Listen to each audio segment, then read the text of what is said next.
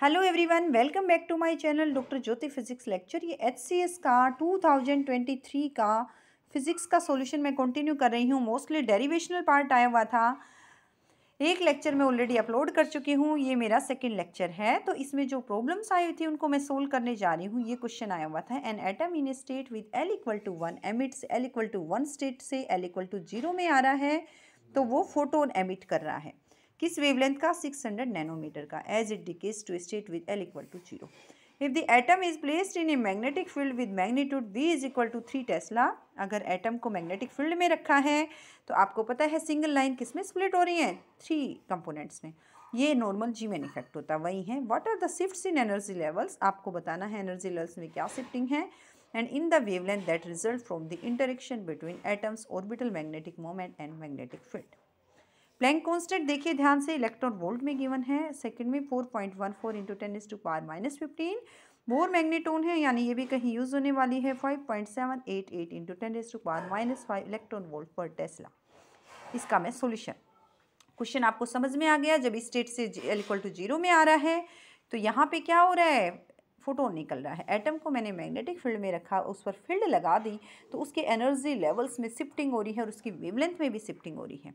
तो वो किस वजह से हो रही है? रीजन भी दिया है, इंटरेक्शन एटम के ऑर्बिटल मोशन की वजह से ऑर्बिटल मैग्नेटिक मोमेंट मिलेगी और मैग्नेटिक फील्ड की वजह से। So wavelength of photon is given as 600 nanometre. Convert it in terms of meter, 600 into 10⁻⁻9 metre. Strength of magnetic field given है 3 tesla. Value of Bohr magneton given है 5.788 into 10⁻⁻5 electron volt per tesla. देखिए magnetic orbital quantum number क्या होता है? L मेरा क्या है? 0 है, तो ml 0, L 1 है, तो ml की वैल्यू कहाँ से कहाँ लाई करती है? -L2 + L, यानी -1 0। मुझे स्प्लिटिंग ऑफ लेवल्स निकालना है, यानी एनर्जी में कितना चेंज आ रहा है। डेल्टा यू को आप निकाल सकते हो, प्लस माइनस म्यू भी। प्लस माइनस कहाँ से आ रहा है? M L value. M L क्या है? 0 के लिए तो कुछ चेंज नहीं होना, प्लस माइनस 1 के लिए होना है। तो यहाँ पे बेसिकली फॉर्मूला क्या है? M L mu B Bohr magneton into B, ये रहेगा स्प्लिटिंग ऑफ एनर्जी लेवल्स। ध्यान से देखिए, तो ये एम एल की वैल्यू प्लस माइनस 1 आ गई, और ये आ रही है मेरे पास 5.78 म्यू बी की वैल्यू इंटू 10⁻⁻5। मैग्नेटिक फील्ड है 3, that is equal to 17.364 into 10⁻⁻5 electron volt. Delta U change हो रहा है, जो यू चाहिए मुझे H nu H C by lambda. H की वैल्यू इलेक्ट्रॉन वोल्ट में गिवन है 4.14 इंटू 10⁻⁻15। सी की वैल्यू होती है velocity of light 3 into 10⁸ lambda given है 600 nanometre, 600 into 10⁻⁹ which is further equal to 4.14 into 3 into 10⁻⁷ by 6 into 10⁻⁷। जब मैं इसको सोल्व करी हूँ, it is coming out to be 2.07 electron volt. अब मुझे पूछा था शिफ्ट इन एनर्जी लेवल्स, यानी डेल्टा यू बाई यू पूछा था मुझसे, और वो मेरे पास आ रहा है delta U by U. Delta U मैंने निकाला था 17.364 into 10⁻⁻5 by 2.07 which is equal to 8.388 into 10⁻⁻5।